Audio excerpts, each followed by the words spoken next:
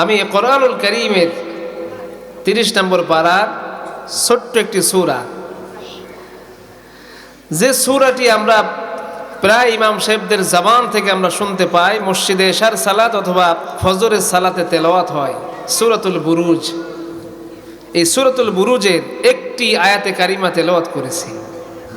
আল্লাহ তাবারাকা ওয়া তাআলা বলছেন, ইন্নাল্লাযীনা আমানু, নিশ্চয় যারা ঈমান এনেছে, ওয়া আমিলুস সলিহাত, এবং এরপরে যারা নেক আমল করেছে, লাহুম জান্নাত, তারাই যাবে জান্নাতে, তাজরি মিন তাহতিহাল আনহার, যে জান্নাতের নিচ দিয়ে নহর সমূহ প্রবাহিত হচ্ছে, অসংখ্য নহর যে জান্নাতের নিচ দিয়ে প্রবাহিত হচ্ছে, সেই জান্নাতে তারা প্রবেশ করবে।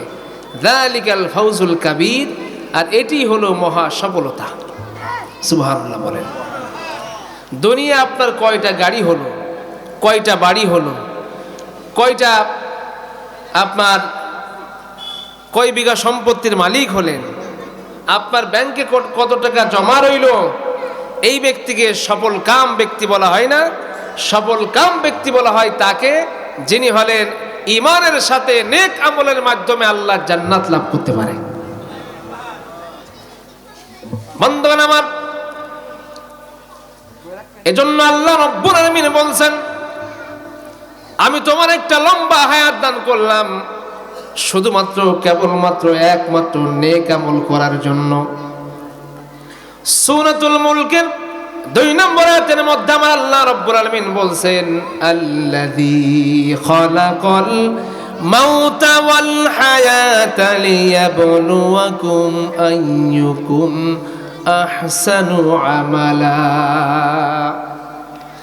আল্লাহ রাব্বুল আলামিন বলেন, ওই পৃথিবীর মানুষেরা তোমরা শুনে নাও, আল্লাযী খালাকাল মাউতা, আমি আল্লাহ রাব্বুল আলামিন সৃষ্টি করেছি তোমাদের মৃত্যু, ওয়াল হায়াতা, এরপরেই দিয়েছি কিছু সময় হায়াত, লিয়াবলুয়াকুম আইয়ুকুম আহসানু আমালা, আমি আল্লাহ তাআলা মৃত্যুর কথা স্মরণ করিয়ে দিয়ে এরপরে কিছু সময় হায়াত দান করে এই মাঝখানে যে সময়টুকু তোমরা পেলে কি কাজে ব্যবহার করবে সেটাও আমি আল্লাহ তাআলা জানিয়ে দিয়েছি। আল্লাহ রাব্বুল আলামিন বলছেন, এই সময়টা তোমরা কে কত বেশি নেক আমল করতে পারলে, এইটা পরীক্ষা নেওয়ার জন্য আমি আল্লাহ রাব্বুল আলামিন তোমাদেরকে হায়াত আর মৃত্যু দান করেছি। বন্ধুগণ আমার, মানুষেরা যখন অনেক লাফালাফি করে, ঝাপাঝাপি করে, আপনি একটি কথা বলে তাকে দমিয়ে দিতে পারবেন। কথাটি হলো, বেচারা তুমি কি মরবে না? এত উল্টা পাল্টা করে যাচ্ছ, তোমার কি মরণ হবে না? এই জন্য আমার আল্লাহ তাআলা আল্লাযী খলাকাল হায়াতা বলেন নাই, আল্লাহ বলেছেন আল্লাযী খলাকাল মাউতা। আল্লাহ তাআলা মৃত্যুর কথা স্মরণ করালেন, কারণ মানুষ যেখানে দুর্বল সেই জায়গায় আল্লাহ আঘাত করলেন। যে যেখানে যে অবস্থানে আছে না কেন, পৃথিবীর মানুষেরা সব কিছু অস্বীকার করলেও একটি বিষয়কে অস্বীকার করার কোনো সুযোগ রাখে না, সেটি হলো মৃত্যু। কথা বলেন ঠিক কিনা? মৃত্যু অবধারিত।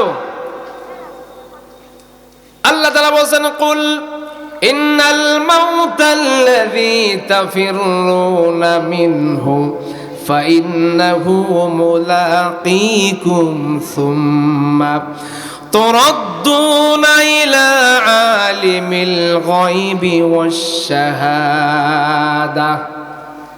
আবার আল্লাহ তাআলা বলেন, নবী আপনি বলে দিন, মৃত্যু থেকে পালানোর জন্য মানুষেরা যেখানে অবস্থান করুক না কেন, মৃত্যু তার সাথে সাক্ষাৎ করবেই করবে, মৃত্যু তাকে রিহাই দিবে না।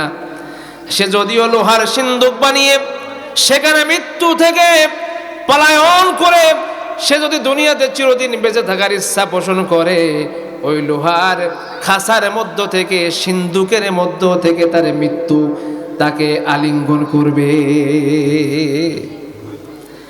আজরাইল আলাইহিস সালাতু ওয়াস সালাম যেখানেই যাক না কেন, সেখান থেকে তাকে টেনে হেঁচড়ে বের করবে। করবে নাকি করবে না? বন্ধুগণ আমার, এজন্য আমার আল্লাহ রাব্বুল আলামিন একটা লম্বা হায়াত দিয়েছেন।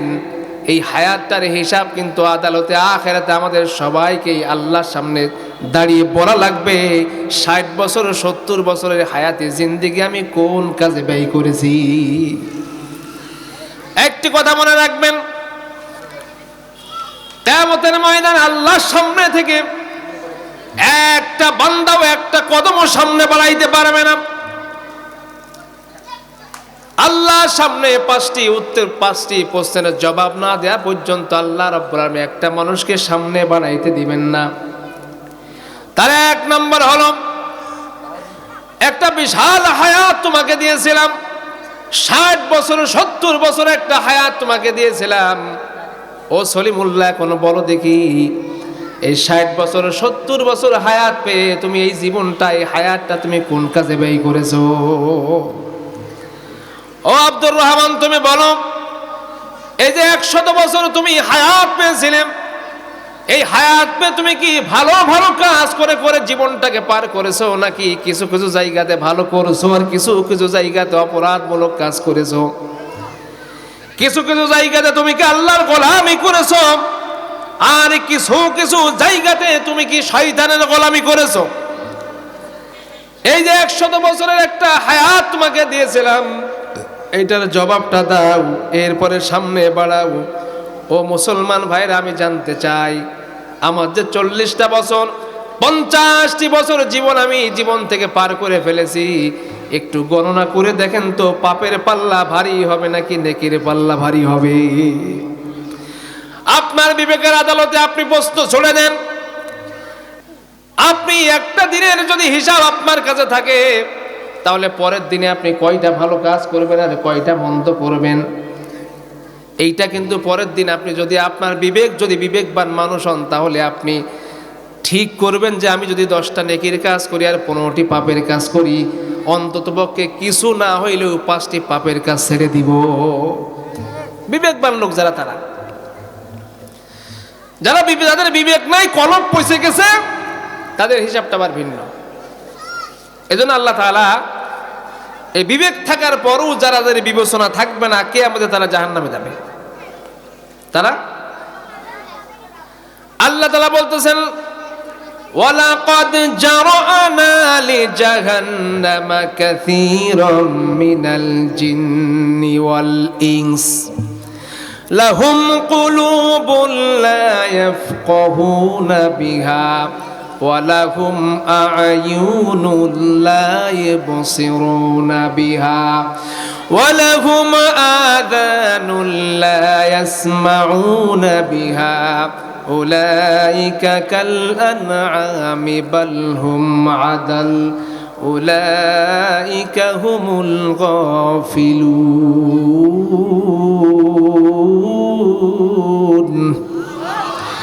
আবার আল্লাহ তাআলা বলতেছে, আমি অধিকাংশ মানুষ আর জিনদেরকে সৃষ্টি করেছি জাহান্নামে দেওয়ার জন্য। তাদের বৈশিষ্ট্য হলো 3টি। চিল্লাই বলেন কয়টি? তাদের বৈশিষ্ট্য, তাদের অপরাধ 3টি।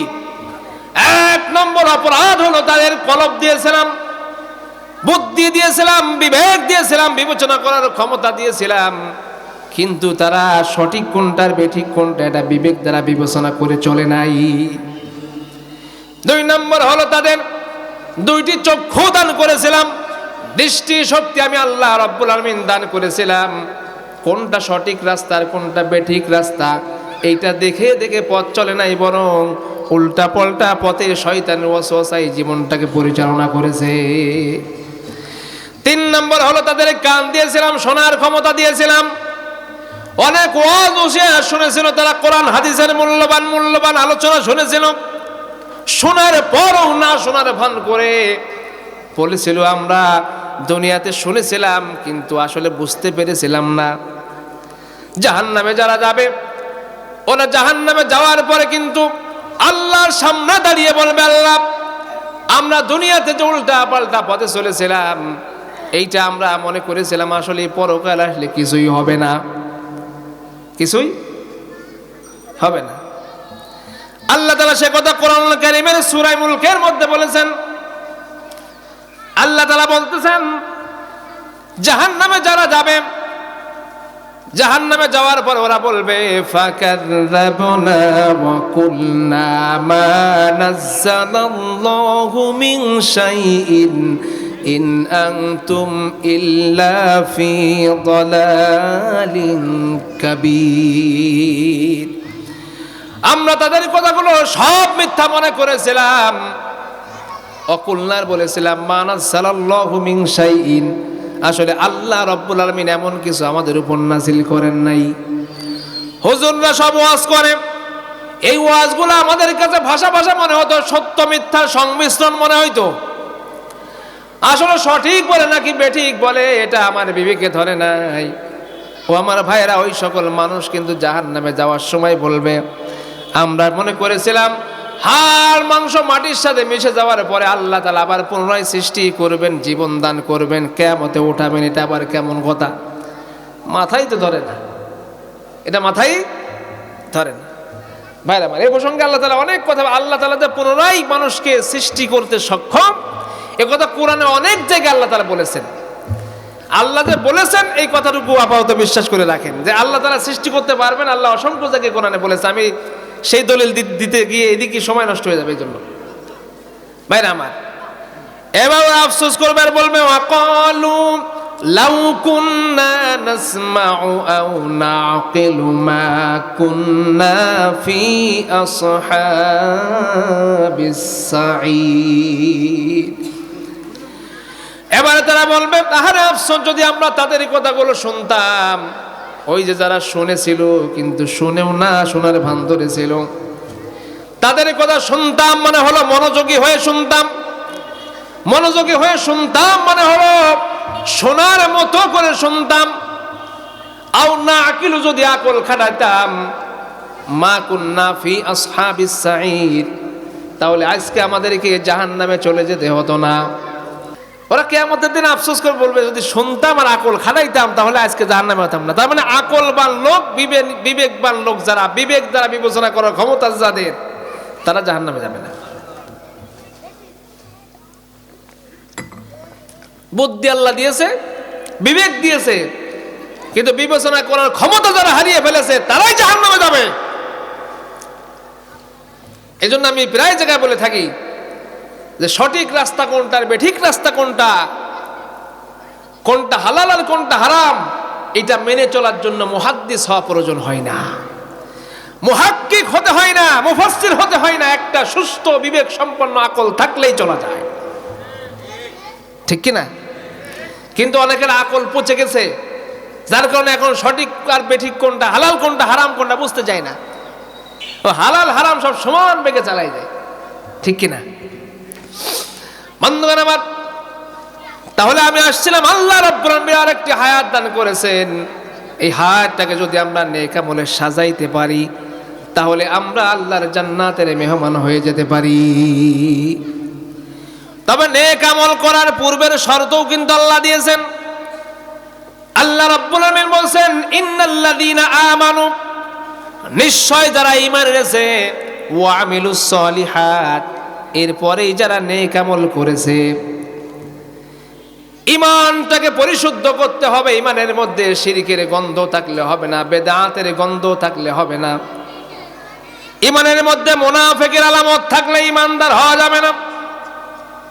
ঈমানদার ব্যক্তি বলা হয় ওইটাকে, আমার আল্লাহ রাব্বুল আলামিন বলতেছেন কোরআনুল কারীমের মধ্যে স্পষ্ট করে, ইন্নাল্লাযীনা قالوا ربنا الله ثم استقاموا تتنزل عليهم الملائكة ألا تخافوا ولا تحزنوا وأبشروا بالجنة التي كنتم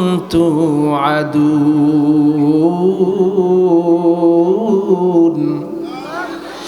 আমার আল্লাহ তাআলা বলেন ইন্নাল্লাযীনা ক্বালু রাব্বুনাল্লাহ, নিশ্চয় যারা বলে আমাদের রব আল্লাহ, চিল্লায় বলে আমাদের রব কে? আরো যারা আওয়াজ দিয়ে বলতে আমাদের রব কে? আমরা রবকে রব মানি তো? রবকে রব মানি তো? যদি আপনি আমি রবকে পরিপূর্ণভাবে রব হিসেবে না মানি, কবরে গেলে ফার্স্ট প্রশ্নই হলো তোমার রব কে? ঠিক কিনা? আমরা যখন আলমে আরওয়াহে ছিলাম, রূহের জগতে ছিলাম, তখন আল্লাহ তাআলা সকল রূহকে একত্রিত করে বলেছিলেন আলাস্তু বিরাব্বিকুম। আমরা বলেছিলাম ক্বালু বালা, অবশ্যই আপনি আমাদের রব। ক্বালু নাআম বললে উত্তর হতো যে হ্যাঁ আপনি আমাদের রব, কিন্তু ক্বালু বালা বলেছিলাম, অবশ্যই। এই বালা বললে আর কোনো দ্বিধাদ্বন্দ্ব থাকে না, স্পষ্ট একেবারে অকুতু ভয়ে, নির্ভয়ে নির্ভেজাল ভাবে আল্লাহকে রব হিসেবে রব মেনে নেওয়ার নাম হলো বালা। আমরা রূহের জগতে বলেছিলাম বালা, ঠিক কিনা? ঠিক মৃত্যুর পরে কবরে যখন রেখে আসা হবে, ফার্স্ট প্রশ্নটা কি হবে? মান রব্বুকা। এই মান রব্বুকা বলা যাবে না। আরবি কোরআনের গ্রামার অনুযায়ী মান রব্বুকা হয় না, হয় মার রব্বুকা। এখানে নুন সাকিনের পরে ইদগাম হয়েছে, ইদগামের অক্ষর র এসেছে, এই জন্য নুন সাকিনকে মাইনাস করে দিয়ে রকে ধরলে মার রব্বুকা হয়। আমাদের আলেম সমাজের অনেকেও এইটা মান রব্বুকা বলে চালাই দেয়। আসলে প্রশ্নটা হবে কি? মার রব্বুকা, মিম র জবর মার হবে। তাহলে প্রথম প্রশ্ন কি? চিল্লাই বলেন, এবার সঠিকটা বলেন তো, প্রথম প্রশ্ন কি হবে? মার রব্বুকা। আমার এই যে প্রতিষ্ঠান এখানে করেছে না, এই যে মান রব্বুকা না মার রব্বুকা, এইটা বোঝানোর জন্য করেছে। কথা বুঝেছেন? মানে তাজবিদ গ্রামার অনুযায়ী কোরআন সহি শুদ্ধ করে পড়ানো এবং ওদেরকে সুন্দর করে কারিয়ানা পদ্ধতিতে কোরআন শিক্ষার মাধ্যমে সহি শুদ্ধ তেলাওয়াত, আমরা যেমন তেলাওয়াত করে ঠিক হুবহু ওরা এইভাবেই তেলাওয়াত করবে। আমাদের তেলাওয়াত 100% পরিপূর্ণ না হইলেও 98% তো হবে না, কি কর? তো এতটুকু যদি হয় তাও তো আলহামদুলিল্লাহ। ভাইরা আমার, আমরা আলমে আরওয়াহে আল্লাহর সামনে যখন বলেছিলাম ক্বালু বালা, আমার আল্লাহ রাব্বুল আলামিন এই দুনিয়াতে 70 বছরে হায়াত দিয়া, এরপরে আল্লাহর কাছে টান দিয়া আল্লাহ রাব্বুল আলামিন জানতে চাইবেন আলমে আরওয়াহে রূহের জগতে বলেছিলে ক্বালু বালা, অবশ্যই আপনি আমাদের রব। ওই কথা যে বলেছিলে, ওই কথাটা কি এখন ঠিক আছে কিনা? মাঝখানে 60 বছর 70 বছর জীবন যাপন করলা, এরপরে দুনিয়ায় তোমরা যাওয়ার পরে অনেক ফিতনা ফাসাদের সম্মুখীন হলে, এরপরেও দেখি ঠিক আছে কিনা যে আমি তোমাদের রব। এই জন্য আল্লাহ তাআলা প্রথম প্রশ্ন করবেন মার রব্বুকা। এখন এই প্রশ্ন ঠিক করতে হলে আমাদের রবকে জীবনের সব জায়গাতে রব মানতে হবে। এবার আসেন সাহাবায়ে কেরাম কেমন করে রবকে রব হিসেবে মেনে নিয়েছিলেন। আল্লাহ নবী সাহাবীরা ঈমান আনার কারণে, এমনও সাহাবী রয়েছে যে সাহাবীগুলা আল্লাহকে রব হিসেবে মেনে নেওয়ার কারণে তাদের জীবন থেকে সমস্ত সম্পদগুলা তারা হারিয়ে ফেলেছিলেন। পিতা পুত্রের সম্পর্ক থেকে ছিন্ন বিচ্ছিন্ন হয়ে গিয়েছিলেন। জমি জমা টাকা পয়সা যা কিছু আছে, অর্থ সম্পদ সব কিছু থেকে ডিভাইডেড হয়ে গিয়েছিলেন। এমনকি শরীর থেকে যে পোশাকটা পরিহিত ছিল, ওই শরীরের পোশাকটা টেনে টেনে খুলে উলাঙ্গ করে তারপরে তাদেরকে বাড়ি থেকে নামিয়ে দেওয়া হয়েছিল। বন্ধুরা আমার, আল্লাহ নবী, বিশ্ব নবী, সাহাবীরা এই যে ঈমানের দৃষ্টান্ত স্থাপন করে গিয়েছেন, এই ঈমানের দৃষ্টান্ত সাহাবীরা নয়, কিয়ামত পর্যন্ত এমন ঈমান যারা আনবে, এরপরে নেক আমল যারা করবে, তারাই কিন্তু আল্লাহর জান্নাতের মেহমান হয়ে যাবে। বন্ধুরা আমার, আপনারা ইতিহাস শুনেছেন, বেলাল ইতিহাস শুনেছেন আপনারা, তাদের ঈমানের কারণে কেমন পরিণতি তাদের হয়েছিল। বেলাল রাদিয়াল্লাহু তাআলা আনহু যখন ঈমান আনলেন, হাবশী গোলাম ছিলেন তিনি, কালো কুচ্ছি চেহারা ছিল তার। বেলাল রাদিয়াল্লাহু তাআলা আনহু ঈমান আনার কারণে সারাদিন উত্তপ্ত মরুভূমির ভিতর দিয়ে টেনে হেসড়ে বিকাল বেলায় তাকে বুকের উপরে পাথর চাপা দিয়ে জিজ্ঞাসা করা হয়েছিল, বেলাল এভাবে করে জীবন হারাবি নাকি ঈমান ছাড়বি বল? আল্লাহর নবীর সাহাবী হাবশী গোলাম কালো বেলাল বলেছিলেন, ও আমার দুশমনেরা, নবীর দুশমনেরা, আল্লাহর দুশমনেরা, আমাকে যতবার তোমরা হত্যা করতে চাও না কেন আমি হত্যা হয়ে যেতে রাজি, কিন্তু ঈমান হারাতে কখনো রাজি নই। তিনি আহাদ আহাদ বলে চিৎকার করে করে জানিয়ে দিয়েছে আল্লাহ এক, আল্লাহ এক। আল্লাহর সাথে কাউকে আমি শরীক করতে পারবো না, অংশীদার করতে পারবো না। ও আমার ভাইরা, আমার বন্ধুরা, আল্লাহ নবীর একজন সাহাবী ছিলেন, তার নাম ছিল আব্দুল্লাহ ইবনে হুযাইফা। রোম সম্রাট তিনি ধরে নিয়ে গেলেন আব্দুল্লাহ ইবনে হুযাইফাকে পরীক্ষা করবেন। মুসলমানরা রণাঙ্গনে যখন অবতীর্ণ হয়, যুদ্ধ করতে থাকে, সম্মুখ পানে অগ্রসর হতে থাকে, মুসলমানদের লাশ একটা পড়ে যায় কিন্তু পিছু হটে না। লাশের উপরে পা রেখে আরো তীব্র গতিতে তারা ক্ষিপ্র গতিতে সামনের দিকে অগ্রসর হয়ে কাফেরদেরকে জাহান্নামে নিক্ষেপ করতে করতে সামনে অগ্রসর হতে থাকে। আমরা যতই তাদেরকে আঘাত করি পিছু হটে না কেন? ইমানটা যাচাই করতে হবে, এরা কোন গুণে গুণান্বিত হয়েছে যে পিছু হটতে জানে না। আব্দুল্লাহ ইবনে হুযাইফাকে নিয়ে যাওয়া হলো, সম্রাট নিয়ে গিয়া এবার ধরে তাকে পরীক্ষা করার জন্য তাকে সামনে রেখে দাঁড়িয়ে রেখে এবার দুইটি কড়াই এনে আনা হলো। কড়াইয়ের মধ্যে ঢেলে দেওয়া হলো তেল, নিচের থেকে আগুন জ্বালিয়ে তেলগুলা টকবুকে ফুটান্ত করা হলো। টকবুকে ফুটান্ত তেলের মধ্যে দুইজন মুসলমান কয়েদি এনে তাদেরকে ওই তেলের মধ্যে ছেড়ে দিল। যখন ছেড়ে দিতে দেরি হলো, কিন্তু তাদের শরীর থেকে, তাদের হাড় থেকে মাংসগুলো আলাদা হয়ে যেতে আর দেরি হলো না। মুহূর্তের মধ্যেই তাদের হাড় থেকে মাংসগুলো আলাদা হয়ে গেল। এরপরে কিছুক্ষণের মধ্যে তারা পুড়ে ভস্ম হয়ে গেল, তাদের আর কোনো চিহ্ন অবশিষ্ট রইল না। আব্দুল্লাহ ইবনে হুযাইফা রাদিয়াল্লাহু তাআলা আনহু তেলের সামনে, কড়াইয়ের সামনে দাঁড়িয়ে একটু মিসকি হাসছেন আর কাঁদছেন। জিজ্ঞাসা করা হলো, ও আব্দুল্লাহ, তুমি হাসো কেন আর কাঁদো কেন জানতে চাই। আল্লাহ নবীর সাহাবী আব্দুল্লাহ ইবনে হুযাইফা বললেন, আমি হাসি এজন্য, তুমি তো চিন্তা করছো সম্রাট আমাকে তেলের মধ্যে দিয়ে আমাকে তুমি ব্যর্থ করে দিলে, আমার জীবনটা শেষ করে দিয়ে তুমি তোমাকে সফল মনে করলে আর আমাকে ব্যর্থ মনে করলে।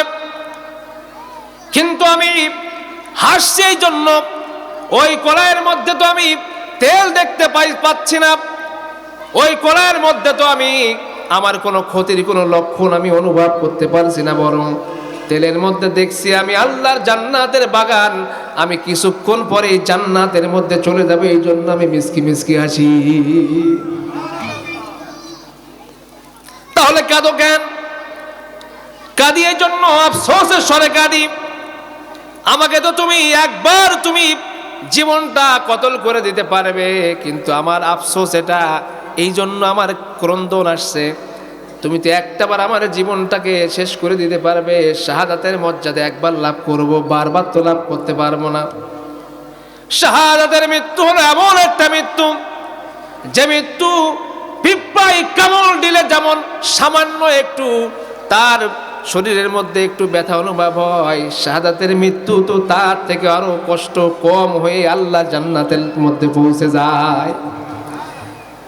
এজন্য আমি আমার আফসোস, এটা যদি আমাকে আমার শরীরের মধ্যে যতগুলা পশম আছে, এই যতগুলা পশম আছে, ওই পশম পরিবারে যদি তুমি জীবন দিতে পারতে, আর অতবার যদি আমাকে মৃত্যু দিতে পারতে, এতবার শাহাদাতের মর্যাদা নিয়ে আল্লাহ সাক্ষাৎ লাভ করতে পারতাম, এইটা তুমি পারবে না, এই জন্য আমি ক্রন্দন করি। আল্লাহু আকবার। বন্ধুগণ, এটা হলো ঈমান। এটা কি জোরকা, এটার নাম কি? তাহলে ঈমানটা এমন নির্ভেজাল হওয়া দরকার। হাদিসের মধ্যে আপনারা পড়েছেন, আখলিস দীনাকা ইয়াকফিকাল আমালুল কলিল। ঈমানটা নির্ভেজাল করো, খাঁটি করো, অল্প আমল করো, সেটা তোমার নাজাতের জন্য ওসিলা হয়ে যাবে। সুবহানাল্লাহ। কোন ভাইরা আমার, ঈমান যখন নির্ভেজাল হলো, এবার আপনি আমলের দিকে আসেন। ঈমানের মধ্যে দুনিয়ার গলদ, শিরক, বেদাত, নেফাকি সমস্ত কিছু আপনার ঈমানের মধ্যে সংমিশ্রিত। এখন আপনি আমল করেছেন ঝুড়ি ঝুড়ি, এই আমলের কোনো মূল্য আল্লাহর কাছে নাই। ঈমানটা একটু ফ্রেশ করে নিন।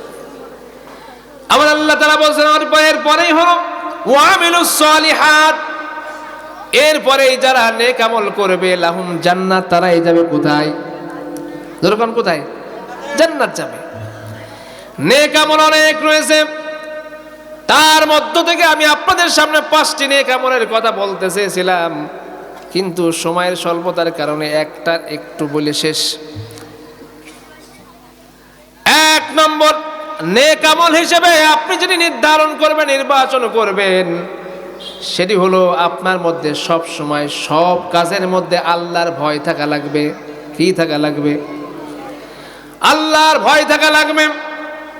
আল্লাহর ভয় আছে যার মধ্যে, সেই হলো মুসলিম। আল্লাহর ভয় যার মধ্যে নাই, সে কিন্তু কখনো মুসলিম হতে পারে না। আমার আল্লাহ তাআলা বলতেছেন কোরআনুল কারীমের সূরা আল ইমরান 102 নম্বর আয়াত, আমার আল্লাহ বলছেন, ইয়া আইয়ুহাল্লাযীনা আমানুত্তাকুল্লাহা হাক্কা তুকাতিহি ওয়া লা তামুতুন্না ইল্লা ওয়া আনতুম মুসলিমুন।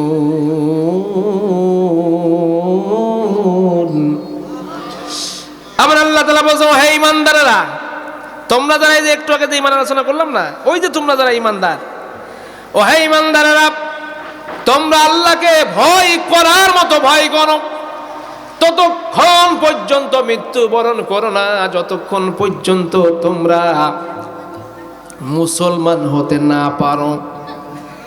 তার মানে হলো আল্লাহর ভয় যার দিলে আছে সেই মুসলমান হওয়ার সম্ভাবনা আছে। আল্লাহর ভয় যার দিলের মধ্যে নাই, সে কখনো মুসলিম হতে পারে না। যার মধ্যে আল্লাহর ভয় না থাকে, সে যা ইচ্ছা তাই করতে পারে। কথা বলেন ঠিক কিনা? আপনি আল্লাহর ভয় কেন করবেন? আল্লাহকে যদি আপনি ভয় করে পথ চলেন, তাহলে আপনার লাভটা কি? লাভ না থাকলে তো মানুষ সেই কাজ করতে চায় না। এই জন্য লাভের কথাটা বলে দিই। আমার আল্লাহ তাআলা বলতেছেন, আমাইম ইয়াত্তাকিল্লাহা ইয়াজআল লাহু মাখরাজা ওয়া ইয়ারযুকুহু মিন হাইসু লা ইয়াহতাসিব। আমার আল্লাহ তাআলা বলেন, তোমরা যদি আল্লাহকে ভয় করে পথ চলো, আমার আল্লাহ রাব্বুল আলামিন তোমাদের রিজিকের বন্দোবস্ত করে দিবেন। আল্লাহ রাব্বুল আলামিনকে যদি ভয় করে পথ চলো, তোমার চলার পথটা আল্লাহ সহজ করবেন, আর উত্তম রিজিকের ফায়সালা করবেন। খাওয়ার জন্য তো যত সব ঝামেলা, নাকি কোন? পেট না থাকলে চাকরি দরকার ছিল না, পেট না থাকলে ব্যবসা দরকার ছিল না। তো আল্লাহ তাআলা বলছেন, তোমার এই পেটের ব্যবস্থা, পেটের ফায়সালা আমি আল্লাহ করতেছি। তুমি যে কাজ করবে সেই কাজে আল্লাহকে ভয় করে কাজ করবে। ব্যবসা করবে, আল্লাহকে ভয় করবে। চাকরি করবে, আল্লাহকে ভয় করবে। ক্ষেত খামারি করবে, আল্লাহকে ভয় করে ক্ষেত খামারি করবে। তুমি যেখানে যে অবস্থায় থাকো, সেই অবস্থায় একজনকে সাক্ষী রেখে তোমাকে কাজ করতে হবে। চিল্লাই বলেন, তিনি কে? রাতের আধারে, দিনের প্রহরে, লোকচক্ষুর অন্তরালে, জানালা দরজা বন্ধ করে যদি আপনি কোনো অপরাধ করেন, পৃথিবীর কেউ না দেখলেও একজন দেখেন, চিল্লাই বলেন, তিনি কে? সেই আল্লাহকে ভয় করো। ওই আল্লাহকে ভয় যদি করো, রাতের বেলা একটু অন্যায় কাজ করতে পারবে না, দিনেও করতে পারবে না, আড়ালেও করতে পারবে না, প্রকাশ্যেও করতে পারবে না। কিন্তু মুসলমান আমরা যারা, আমাদের অন্তরের মধ্যে আল্লাহর ভয়, প্রকৃতপক্ষে ভয় যেমন থাকা দরকার, সেই ভয়টাই নাই। এই জন্য অনেক মুসল্লি যারা আজান দিলে নামাজ না পড়ে অন্যদিকে হাঁটা শুরু করে দেয়। আল্লাহর মুসলমান দাবি করে, কিন্তু আজান দিলে অন্যদিকে চলে যায়। একটু লোকের আড়াল হইলেই সুদ খাওয়াটাকে বৈধ মনে করে নেয়, ঘুষ খাওয়াটাকে জায়েজ মনে করে নেয়। একটা কলমের খোঁচা মারলেই যদি 5 লক্ষ টাকা পাওয়া যায়, কেউ তো দেখছে না। ও বন্ধুগণ, আমি জানতে চাই, পৃথিবীর কেউ না দেখলেও দেখছেন কে? এইটা হলো ভয়।